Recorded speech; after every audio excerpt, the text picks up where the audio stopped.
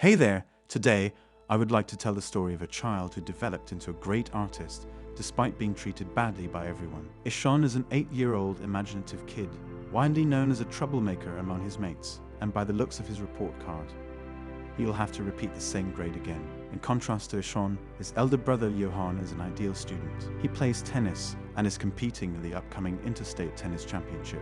Ishan frequently gets into fights with the neighborhood kids who bully him. One day, a kid's mother complains about Ishan's behavior to his father Nankishore. He has to embarrassingly apologize to the kid and his mother. After they leave, he shoves Ishan to the floor to discipline him. Although Nankishore loves his children, he is too harsh on Ishan. He believes that Ishan's low scores and inability to do basic tasks are because of his laziness. The next day at school, Ishan's English teacher asks him to read a line from the book. He tries his best, but can hardly form a word. He has difficulty in understanding the letters, but the teachers mistake it for him being a brat. When she repeatedly urges him to read, he yells gibberish and is sent out of the class. It is not a new thing for Ishan to be punished. In fact, he spends most of his time outside rather than studying because the teachers think of him as a disturbance to the other students. That day, Ishan hadn't done his math homework. To avoid facing the math teacher, he runs away from school and spends the entire day wandering around the neighborhood. He enjoys the day to his fullest, buying ice cream, spending time by the sea, and analyzing the passers-by. By the end of the day, he returns to the school bus without anyone noticing his absence. At home, we see him make a beautiful painting. Ishan loves to paint, and his imaginative mind helps the cause, resulting in over-the-top pieces. Later, his mother Maya tries to tutor him and make him do his homework. She notices that his handwriting is awful and he can hardly spell anything right. She associates his inability with laziness and scolds him like everyone else. The next day, Ishan will have to provide his teacher with an absent note from his parents. Scared of getting in trouble, he begs his brother to write the note for him. Johan makes him promise he will never skip school again and writes the note. The kid shows it to his teacher, who doesn't question its authenticity. He also pretends to cough to make it seem like he was actually sick. That day, the math teacher surprises the kids with a test. Ishan is handed the test paper, but to him, the letters look like they are dancing. The first question asks him the multiplication of 3 with 9. In his head, the kid imagines the third planet Earth and the 9th planet Pluto fighting each other. He fantasizes about the Earth destroying Pluto and rationalizes that the answer is 3. Leaving the rest of the questions blank, he submits the test. When asked by his friends, he confidently claims that he enjoyed the test thoroughly. The next day, Nankishore returns from a business trip. Ishan is overjoyed by his father's return and hugs him dearly. However, during breakfast, Nankishore finds the fake absent note from the day before. On investigating, he finds out about Ishan running away from school and wandering alone in the streets. The very next day, the parents go to meet his teachers and the principal, who condemn his behavior in class. They also find out about the recent math test and its results. The principal assumes Ishan is a special child who needs to be sent to school for children with disabilities. Nankishore is horrified at the thought of his son being disabled. Both parents are worried about their kid's future, so they decide to send him to a boarding school. Ishan is completely against the idea. He rebels and cries, begging them to keep him home, and although the parents do not want to be separated from him either, they do what they think will be the best for him. That night, Ishan dreams of losing his mother in a crowd and wakes up screaming. When she tries to calm him down, he promises to study harder if they let him be home. This breaks Maya's heart, but Nankishore is adamant about his decision.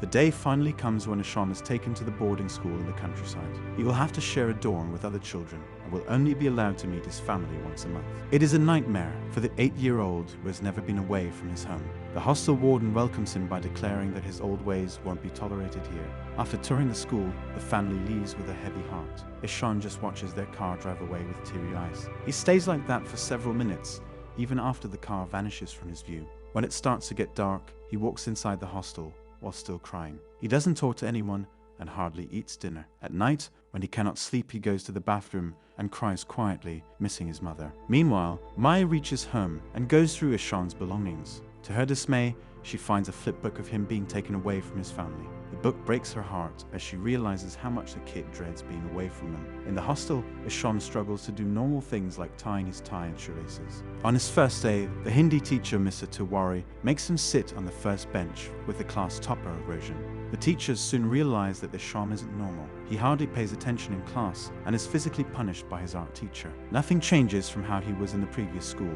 He is always sent outside the class as punishment and is excluded from the class activity for ruining it. With time, he gets so frustrated that he tears his books apart and throws them into the bin. He stops trying to do better in school and goes into a spiral of depression and self-loathing. When his parents come to meet him after a month, he locks himself inside a room and bursts out crying for the first time since he last saw them. On being urged, he runs outside and takes several laps of the basketball court to rebel. The family takes him to a hotel for the night to give him a break from his life at the hostel. Johan gives him a hamper of painting supplies as a gift, but little does he know, Ishan has shut out his creative side and stopped painting altogether. The next day, the family bids him farewell and leaves him alone yet again. Later that day, Ishan is the lowest he has ever been. He looks down from the terrace of the school thinking about how it feels to jump from that height. His only friend Regin interrupts his thoughts and tells him about their new art teacher. Ishan doesn't think much of it because no teacher has ever helped him. However, it is surprising to the kids that the new teacher Ram enters the class in a Joker costume. He sings a song, plays flute, makes them dance, and lets them enjoy the class, in contrast to all other teachers. While the older Sean would have loved this, the depressed one doesn't participate in any of it. As their first task, the students are asked to draw or paint anything they want. Ran wants them to show their creative side, so he knows what he has to work on next. The children start to draw several things, all different from one another's, but Ishan doesn't even touch the paper. Initially, Ram assumes that the kid is taking some time to think, but even when the class ends, Ishan's paper is blank. Worried, Ram asks him what is wrong, but doesn't get a reply. That evening, Maya calls to talk to Ishan, but he only holds the phone to his ears and doesn't say anything. He is informed that they will have to postpone the next visit by a week because of Johan's tennis competition. To Ishan, this only confirms that his family doesn't care about him. He sheds a single tear and walks away without saying anything. The next day, Ram sees Ishan kneeling down outside the classroom. Intrigued by his behavior, he asks Rajan about him. Rajan reveals that Ishan has difficulty understanding letters no matter how hard he tries. Ram teaches in a school for disabled children, so he has an eye for kids who are special. To find out more about Ishan, he goes through his old notebooks and finds a pattern of similar mistakes. Even while teaching the special children, he cannot get the thought of Ishan out of his head. He used to have the same problem in his childhood, so he feels sympathetic to the kid. Weeks later, he recognizes what Ishan's actual problem is and travels to his hometown to meet his parents. They welcome him and let him take a look at Ishan's bedroom. Ran is surprised to find out that Ishan used to paint. This makes him even sadder that the kid lost his sparkle because of the pressure that was put on him. And Kishore belittles his son, claiming that he is lazy and hates studying. Ram retaliates and shows them the pattern in Ishan's mistakes. He often inverts the letters as if he has difficulty differentiating them. Still, the father associates it with laziness, but Ram bluntly claims that he is wrong. He declares Ishan has a neurological condition called dyslexia that causes him to not understand certain patterns like letters and words. In addition, he has difficulty coordinating, which causes him to not be able to tie his shoelace. The kid must have been suffering so much because no one understood that he couldn't read and assumed he was just being lazy. One day, Ram goes to the school's principal and tells him about Ishan's problem. The principal suggests they send him to the school for children with special needs, but Ram is confident that Ishan can study with the regular kids. He suggests the teachers understand the kid's problem and help him accordingly. When the principal says it is not possible, Ram offers to teach Ishan every day after school. The principal allows it for the sake of the child. Starting the next day, Ram uses various innovative methods to help Ishan differentiate letters of the alphabet. They learn using sandboxes, Play-Doh, sensory methods, and so on. Ishan also takes help from audiobooks and stairs to learn to calculate. In only 2 months, he begins to understand the letters that the other teachers couldn't teach him in several years. One day, Nan Kishore comes to the school to talk to Ram and boast about how they are researching more about their son's condition.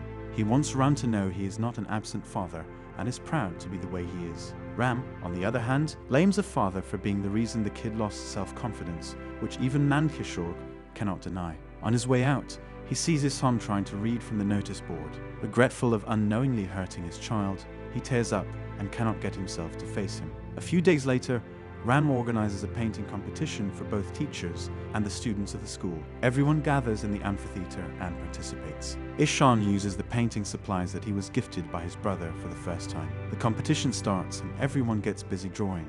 Even the teachers enjoy the event and do their best. By the end of it, Ishan creates a beautiful painting of himself sitting by the pond. He goes to the front to submit the painting and sees that Ram has painted a portrait of him. He is left speechless at the sight. A while later, it is announced that the winning painting will be on the front of the new edition of their yearbook. The principal proclaims that the decision was difficult because 2 paintings stood out the most.